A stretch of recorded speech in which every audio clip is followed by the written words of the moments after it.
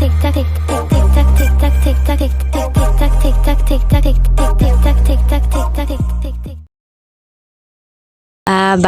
perkenalkan Pak, nama saya Angela Rotual Lumban Batu dari FISIP USU Ilmu Politik Angkatan 24. Di sini saya akan mewawancarai Bapak dengan judul Ajas Pengaturan dan Kewenangan Desa. Nah, baik, boleh perkenalkan diri Bapak dahulu, Pak?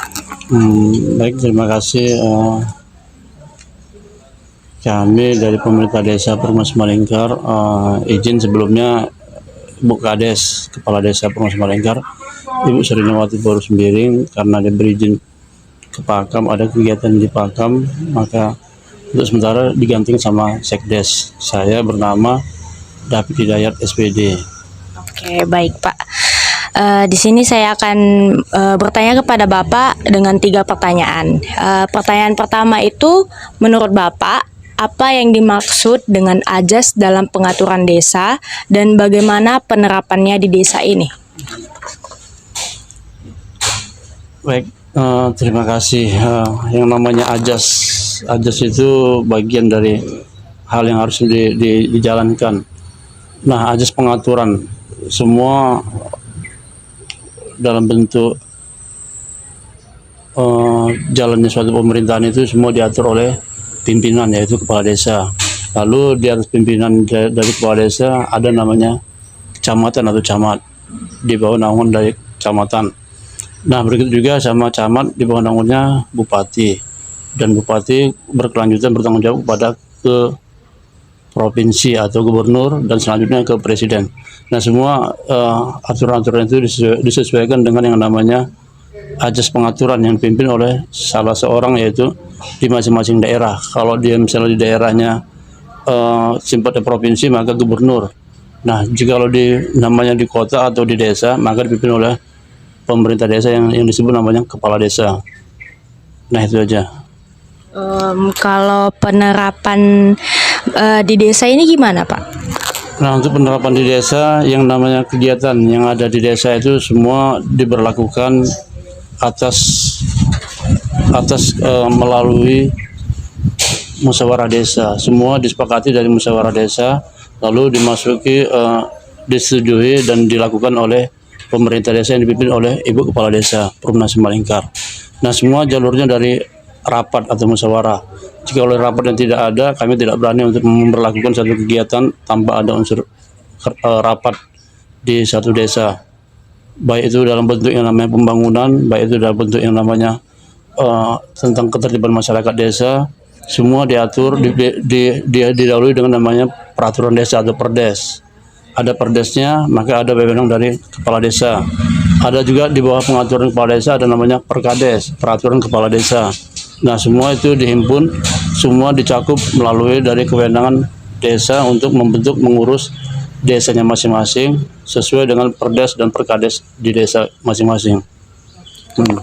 Oke, selanjutnya pertanyaan kedua itu, Pak, apa peran musyawarah desa dalam menentukan kewenangan desa? Nah, tadi sudah dibilang, sudah dikatakan sebelumnya, semua wewenang hak mutlak itu sama kepala desa.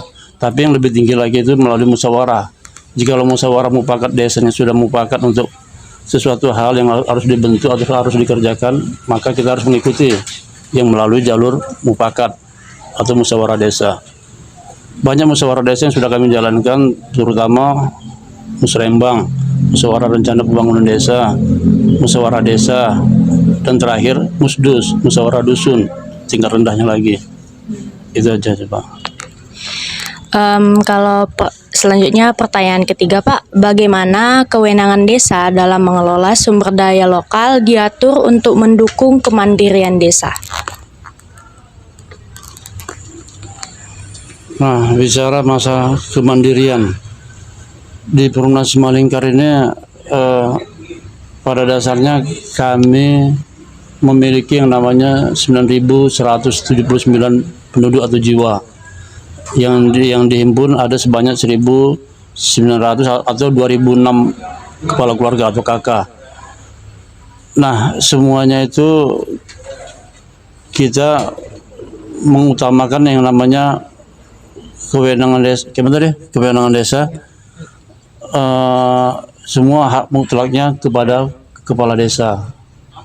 Nah, sesuatu yang sifatnya yang masih ragu-ragu, maka kami kembalikan lagi ke sifatnya ke kecamatan. Baik itu dalam bentuk penertiban, baik itu dalam bentuk yang namanya penyuluhan-penyuluhan masyarakat. Nah, maka kami bawa dulu ke kecamatan, kami musyawarahkan, lalu kami simpulkan menjadi untuk kewenangan desa untuk kami laksanakan selanjutnya. Itu saja. Oke, begitu saja pertanyaan dari kami, Pak.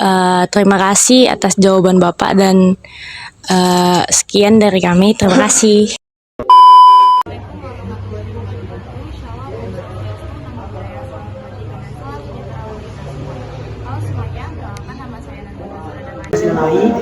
Kali ini kami akan melakukan reportase dengan topik seputar penyelenggaraan azas dan kewenangan desa. Isu ini sangat penting untuk kita ketahui sebagai mahasiswa, apalagi mahasiswa ilmu politik. Dan saat ini kami diberi kesempatan untuk mewawancari narasumber yang sangat luar biasa. Boleh perkenalkan diri dulu, Kak? Masya Allah, halo semuanya, saya Ira Rizka Aisyah Lubis. Alhamdulillah saat ini bertugas jadi salah satu staf pengajar atau dosen di Ilmu Politik FISIP USU, dan ini adalah tahun kedua saya mengajar. Jadi sejujurnya agak deg-degan sih dengan jawaban dari pertanyaan kelompok hari ini, karena sebenarnya itu bukan skup bidang kajian keilmuan saya, tapi mari kita coba untuk sama-sama belajar lah ya. Oke, baik. Terima kasih Kak Ira sudah bersedia meluangkan waktunya hari ini. Oke, Kak Ira sudah siap untuk pertanyaannya? Oke, boleh. Oke, langsung kita mulai ya ke pertanyaan pertama. Menurut Kak Ira, pengertian azas penyelenggaraan pemerintahan desa menurut teori dan regulasi yang berlaku? Oke, kalau berbicara tentang asas itu dari segi basic teorinya, kita tahu bahwa asas itu adalah penyeimbang antara yang mana kewajiban gitu. Jadi kalau asas dari pelaksanaan pemerintahan desa menurut Kak Ira secara pribadi adalah bagaimana suatu tatanan pemerintahan desa yang mungkin bisa jadi terdiri dari kepala desa, sekretaris desa, beserta anggota-anggota staf lain-lainnya itu dapat saling memperhatikan mana yang menjadi kewajiban dan mana yang menjadi haknya mereka. Kalau berdasarkan regulasi, kalau regulasi itu kita pasti berbicara tentang undang-undang ya, pasti berbicara tentang norma hukum yang berlaku. Jadi kalau regulasi mengenai pelaksanaan pemerintah desa itu juga pasti akan saling berkaitan dengan hukum yang berlaku untuk pemerintahan desa tersebut. Jadi di hukum itu sudah menyertakan peraturan yang seperti apa, norma yang seperti apa, maka regulasinya akan sudah jelas gitu loh, akan sudah jelas sehingga pemerintahan desa sudah tahu mana yang menjadi kewajiban mereka, mana yang menjadi hak mereka yang sudah diatur dari regulasi tersebut. Mungkin itu kali ya. Kalau disuruh menyebutkan nama ahlinya kayaknya kurang Oke. Pertanyaan selanjutnya, bagaimana peran azas demokrasi dalam penyelenggaraan pemerintahan desa? Asas demokrasi. Kalau demokrasi itu kan makna dasarnya sekali ya. Demokrasi itu kan dari rakyat, untuk rakyat, oleh rakyat. Demokrasi itu sangat menjunjung keutamaan dari kepentingan rakyat gitu. Nah, kalau apa tadi pertanyaannya, demokrasi pada pemerintahan desa. Jadi kalau demokrasi dalam pemerintahan desa, otomatis apa yang mau dilakukan oleh desa, pengembangannya, pembangunannya, kemajuan desa tersebut itu harus berpusat sama masyarakat desanya gitu. Jadi tidak ada lagi pemikiran kita yang menyatakan bahwasanya masyarakat desa itu tidak bisa dilibatkan dalam pembuatan suatu kebijakan tertentu, suatu program desa tertentu, itu nggak ada lagi yang nggak bisa kita libatkan. Justru sangat bisa sekali. Karena apa? Karena demokrasi itu tidak hanya dari segi tatanan negara saja, tetapi ya kalau kita sudah bernegara, negaranya demokrasi, sampai ke ranah desanya pun penting untuk berdemokrasi gitu. Apalagi desa kan sangat dekat sekali gitu dengan masyarakat gitu. Maksudnya pemerintahan yang paling sangat dekat dengan masyarakat gitu. Kemudian menurut Kak Ira, prinsip akuntabilitas, transparansi dan partisipasi itu penting nggak dalam pemerintahan desa? Wah, sungguh penting sekali dong gitu. Karena mungkin kalian juga udah belajar ya tentang pengelolaan dana desa atau mungkin belum. ya gitulah ya, ada dana desa kan. Nah, jadi dana desa itu memang hak yang wajib diterima nih sama desa. Itu dananya kita nggak ngerti lah ya di tahun ini terkena efisiensi atau enggak, tapi yang jelas dana desa itu turunnya dari pemerintah pusat gitu. Jadi dari pemerintah pusat itu diturunkan kepada desa, lalu desa itu akan mempergunakan dana tersebut sesuai dengan yang menjadi prioritas dari desa tersebut.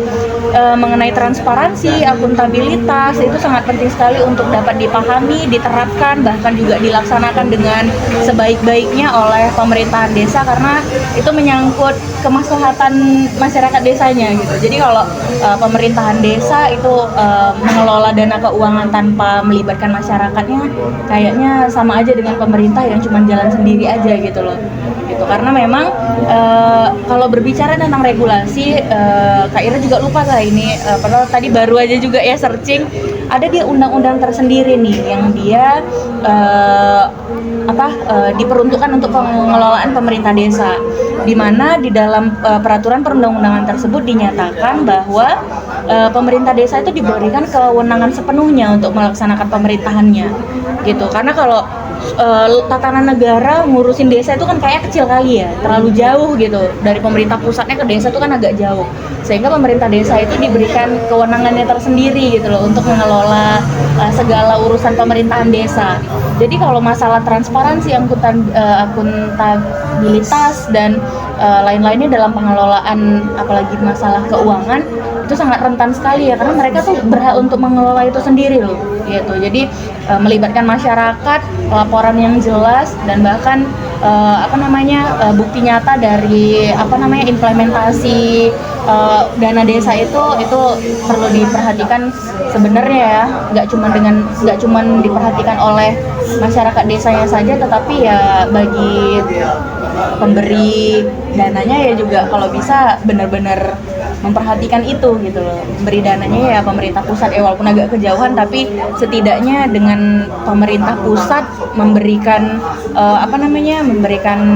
pandangan tersendiri kepada pemerintah desa kan, ya mereka kan akhirnya jadi pemerintahan desa yang bertanggung jawab gitu.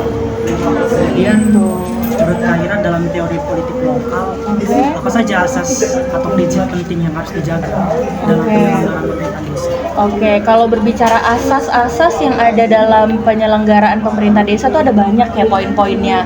Nanti kalian bisa lihat lagi, bahkan itu kayaknya lebih dari 17 atau berapa, Kak Ira juga lupa. Tapi di situ tuh ada yang namanya profesionalitas dan efektivitas gitu loh. Tapi ya nanti coba dikoreksi lagi, tapi kalau nggak salah Kak Ira ada profesionalitas di dalamnya. Yang paling dijunjung tinggi yang pertama kali mungkin profesionalitas gitu.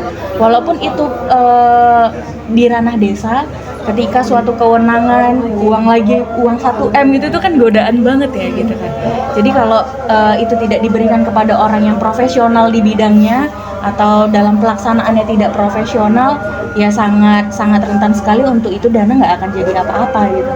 Desa itu kalau misalnya dipegang oleh seseorang yang tidak profesional pada bidangnya juga, sebagai kepala desanya atau sebagai jajaran pemerintahan desanya, ya bisa jadi desanya bakal gitu-gitu aja. Sedangkan yang diminta oleh negara, kenapa akhirnya ada pengelolaan dana desa, menurut dari asas-asas yang ada dalam pemerintahan desa itu memang sangat penting sekali untuk menduduki atau meletakkan orang yang profesional pada bidangnya di pemerintahan desa tersebut. Karena apa? Karena ya desa itu adalah wilayah dengan skup yang paling kecil.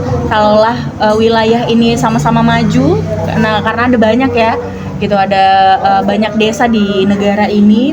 Jadi kalau dari desa itunya saja maju, maka majunya ini kan dari skup terkecil sehingga bisa ke negaranya juga gitu maju. Jadi menurut Kak Ira profesionalitas adalah hal yang nggak bisa diabai oleh penyelenggara pemerintah desa. Gitu.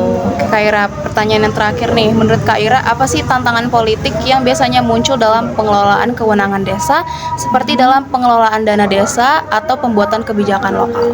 Oke, menurut Kak Ira yang namanya juga politik ya, kan baru aja tadi juga kami bahas tuh di ruang prodi, berbicara tentang politik yang pengen kita ajarkan bukan ke manusia, ke mahasiswa itu adalah nilai dan norma dalam berpolitik.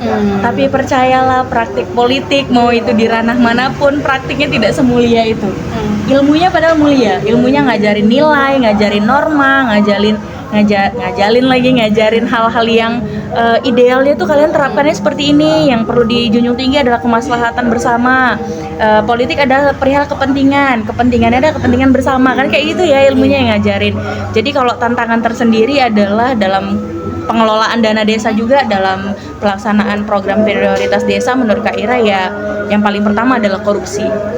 Tantangan yang paling sangat memungkinkan buat terjadi, karena itu dana tuh, itu dana segar diberikan langsung kepada pemerintah desa. Kalau yang nggak kuat iman atau bahkan tidak pintar dalam berpolitik itu sendiri, ya korupsi itu sangat mudah sekali terjadi gitu, karena ya itu uang segar ya, itu uang segar langsung diturunkan, ya nggak terlalu nggak terlalu ada audit tertentu dari pemerintah pusat, ya bisa dikelola secara ini saja gitu. Gitu, maka dari itu kalau boleh mengasih solusi, memang kalaulah kita juga berasal dari masyarakat desa, kita paham ilmunya, mungkin bisa jadi pemerhatian kita bersama gitu. Jangan sampai ya yang kita lihat desa tersebut nggak maju tapi rumah kepala desanya mewah sekali gitu kan.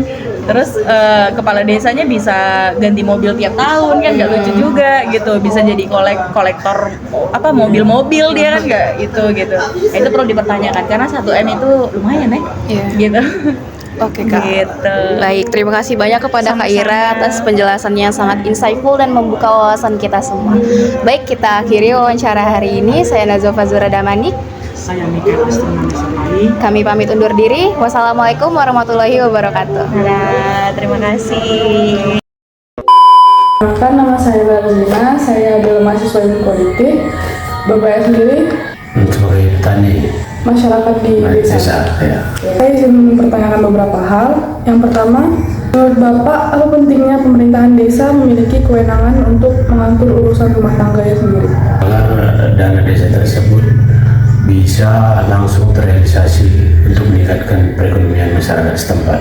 Misalnya aspirasi-aspirasi masyarakat, contohnya dalam pembangunan jalan, pembangunan irigasi untuk kepentingan masyarakat dan menambah perekonomian masyarakat. Oke, baik, terima kasih. Kemudian, apa yang dapat dilakukan agar kewenangan desa benar-benar berpihak pada kepentingan masyarakat dan masih sejalan dengan peraturan undang-undang? Kewenangan dalam bentuk masyarakat itu seperti pengontrolan baik dari pihak pemerintah yang lebih tinggi maupun dari masyarakat setempat agar pembangunan untuk tujuan kesenjangan ekonomi yang lebih baik dapat terkontrol dengan baik, baik itu LSM, itu OKP, baik itu pemuda setempat, Karang Taruna, semua harus berkolaborasi untuk menyumbangkan agar anggaran atau kewenangan yang dimiliki pemerintah desa dapat berjalan dengan baik. Baik, terima kasih jawabannya Pak. Kemudian menurut Bapak, apakah warga punya kesempatan yang sama untuk terlibat dalam kegiatan pemerintahan desa seperti perencanaan pembangunan, pengawasan anggaran, dan pemilihan program?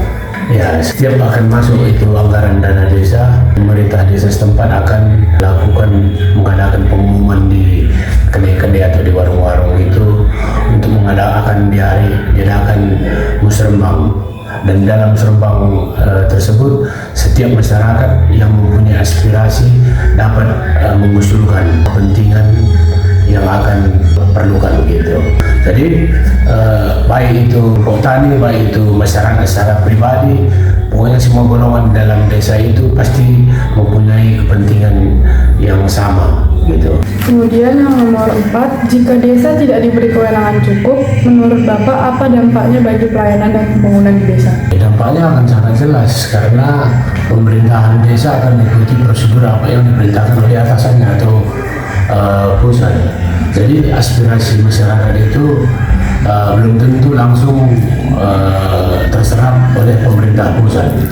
Dan apabila kewenangan yang tidak cukup diberikan kepada pemerintahan desa, itu tadi aspirasi masyarakat tidak akan sampai dan pembangunan untuk menunjang perekonomian masyarakat akan tersendat. Begitu juga dengan keinginan-keinginan masyarakat apabila pemerintah desa yang mempunyai kewenangan akan lebih cepat untuk bisa disosialisasikan atau terrealisasi seperti itulah. Ya, itulah yang bisa saya sampaikan.